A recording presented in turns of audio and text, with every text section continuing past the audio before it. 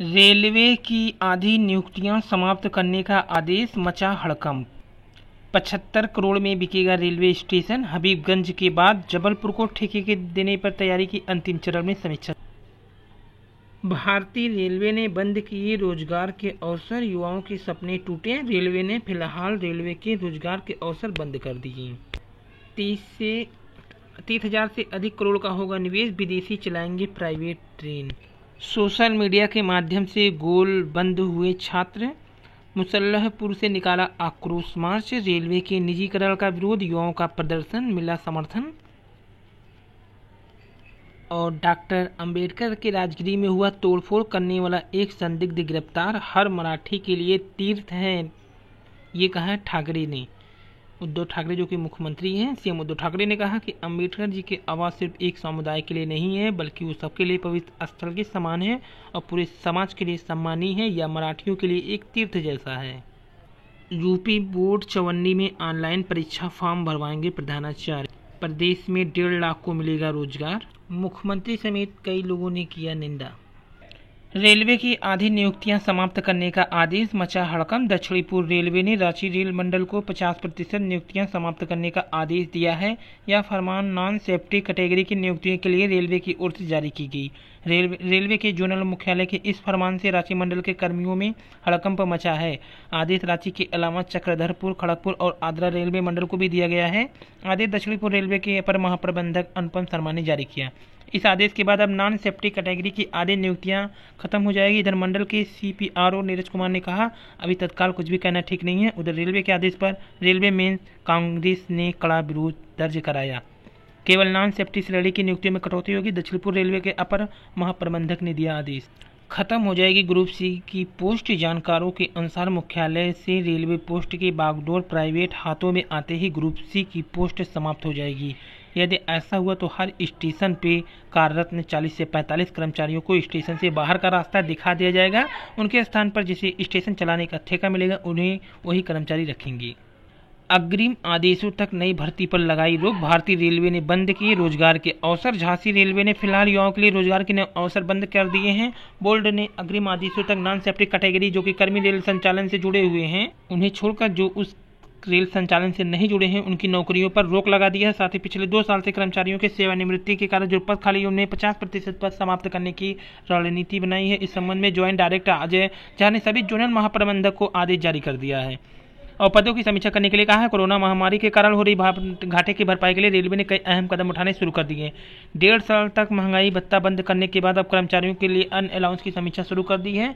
इसमें रनिंग कर्मचारियों को दी जाने वाले भत्तों के अलावा kilometre mileage, over time, AAM, LDL, night duty allowance को निर्धारित करने की समीक्षा की जा रही है। इसके अलावा नॉन सेफ्टी कैटेगरी में अग्रिम आदेशों तक नई भर्ती पर रोक लगा दी गई है। वैसे रेलवे हर साल करीब 20,000 कर्मचारियों की नियुक्ति हर साल नॉन सेफ्टी कैटेगरी में करता था। इस तरह कर्मचारियों के खाली पदों में से 50% को समाप्त करने का निर्णय लिया गया। ये पद वाणिज्य विभाग में बुकिंग, आरक्षण, टिकट चेकिंग बाबू के अलावा इंजीनियरिंग, कार्मिक, इलेक्ट्रॉनिक, यांत्रिक लेखा आदि विभागों से समाप्त किए गए हैं। और अब अधिकतर ट्रेनें 109 रूटों पर 151 अत्याधुनिक प्राइवेट ट्रेन चलाने का फैसला किया है। सूत्रों का कहना है इनमें कई दिग्गज विदेशी कंपनियां भी बोली लगा सकती हैं। निवेश 30,000 करोड़ से अधिक का होगा।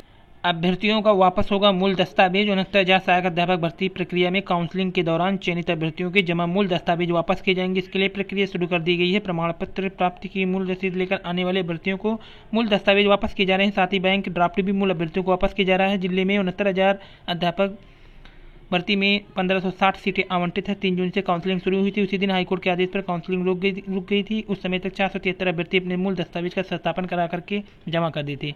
मामला अभी सुप्रीम कोर्ट में लंबित है। हे प्रभु, 69,000 को 3 महीने के लिए और लटका दो, शायद कल्याण हो जाए।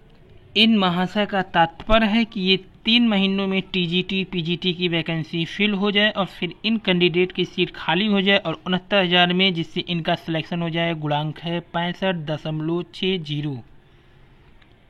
स्केलिंग मामले की याचिका खारिज। इलाहाबाद हाईकोर्ट ने PCS 2018 की मुख्य परीक्षा में स्केलिंग लागू नहीं होने को चुनौती देने वाली याचिका खारिज कर दी। कोर्ट ने कहा याचिका तथ्यात्मक तौर पर कमजोर है। परीक्षा की प्रक्रिया भी जारी है, ऐसे में हस्तक्षेप करने का कोई आधार नहीं है।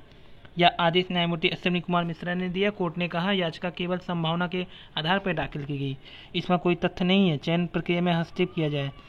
2016 के परिणाम में पर्सनैलिटी टेस्ट के अंक भी जोड़े गए हैं। अभी चयन प्रक्रिया पूरी नहीं है, याचिका में स्टिक करने का कोई औचित्य नहीं है। और आवेदन की त्रुटि सुधारने की याचिकाएं निरस्त। 69,000 शिक्षक भर्ती की ऑनलाइन फॉर्म में की गई गलती सुधारने के अवसर देने की मांग की याचिका दर्जन याचिका खारिज हो गई है। कोर्ट ने कहा, भर्ती के विज्ञापन व शासनादेश आवेदन के निर्देश में स्पष्ट है, एक बार फॉर्म सबमिट करने के बाद उसमें किसी दशा में सुधार के अवसर नहीं दिए जाएंगे। यह आदेश न्यायमूर्ति जे मुनीर ने रुखसार खान सहित दर्जनों अभ्यर्थियों की याचिका पर दिया। याचिका में कहा गया, सहायक अध्यापक भर्ती का आवेदन करते समय मानवीय त्रुटि से उनके ऑनलाइन आवेदन गलत हो गए। किसी ने इंटर के अंक गलत भर दिए तो किसी ने स्नातक व कुछ ने बीएड में यही गलती की, जबकि कई ऐसे भर्ती हैं जो आरक्षण की श्रेणी में विशेष आरक्षण श्रेणी भरना भूल गए। एक अभ्यर्थी ने अपने पिता के नाम की जगह माँ के नाम और माँ के नाम की जगह पिता का नाम भर दिया। याचिका का वकील कहना है कि लोक पदों पर नियुक्ति में मेधावी के चयन जरूरी है। किसी मानवीय त्रुटि के कारण मेधावी को चयन से बाहर करना अनुचित है। कोर्ट ने इस तर्क को नामंजूर करते हुए कहा, आवेदन के समय स्पष्ट प्रावधान किया गया, भरने के बाद अभ्यर्थी उसका प्रिंट आउट लेकर अपने मूल दस्तावेज से मिलान करे।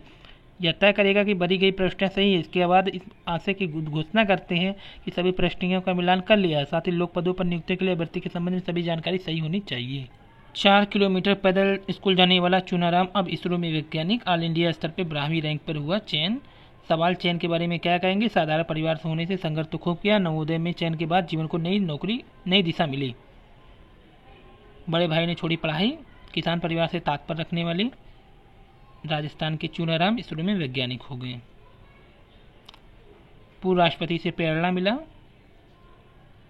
संसाधन की कमी कहाँ तक आ रही आई? गांव में सुविधा के नाम पर कुछ नहीं था, घर पर आज भी लाइट नहीं है। जब भी आता है तो बाजार में धीरे धीरे देख कर चलता था, जब आगे बढ़ने लगा तो सभी का सहयोग मिला। तो अभ्यर्थियों का वापस होगा मूल दस्तावेज। 473 अभ्यर्थी अपने दस्तावेज को ले सकते हैं। अब महाराष्ट्र पुलिस ने मुंबई स्थित डॉक्टर भीमराव अंबेडकर के आवास राजगिरी में तोड़फोड़ करने वाले के आरोप में बुधवार को संदिग्ध को गिरफ्तार किया। पुलिस के मुताबिक संदिग्ध मंगलवार रात को अंबेडकर के आवास में घुसकर खिड़कियों के शीशे पर पत्थर फेंक बगीचे में रखे गमले तोड़फोड़ की। माटुंगा पुलिस ने बाबा भीमराव अंबेडकर के पोते डॉक्टर भीमराव अंबेडकर ने तोड़फोड़ की शिकायत दर्ज कराई थी। तो भीमराव अंबेडकर जी की पोती ने दर्ज कराया था। भीमराव अंबेडकर जी ने अपनी शिकायत में पुलिस को बताया कि हमला करने वाला व्यक्ति मानसिक विक्षिप्त प्रतीत होता है। उन्होंने उसे सोमवार को भी घर के आसपास देखा था। जब उससे घूमने का कारण पूछा तो उसने पूरा उनको घूरा। हालांकि हमले के बाद चर्चा थी कि 2 लोग इसमें शामिल, लेकिन बाद में पुलिस ने कहा एक ही व्यक्ति इसमें शामिल है जो कि गिरफ्तार किया गया है, वो मानसिक रूप से विक्षिप्त है। उधर पूर्व सीएम देवेंद्र फडणवीस ने कहा, भारत रत्न डॉक्टर भीमराव अंबेडकर जी के आवास पर हमला अत्यंत निंदनीय है, हर मराठी के लिए तीर्थ है। डॉक्टर भीमराव अंबेडकर जी, ये कहा है सीएम ठाकरे जी ने, और इसकी निंदा की तोड़फोड़ की पूर्व सीएम देवेंद्र फडणवीस ने। ये कहा अत्यंत निंदनीय है।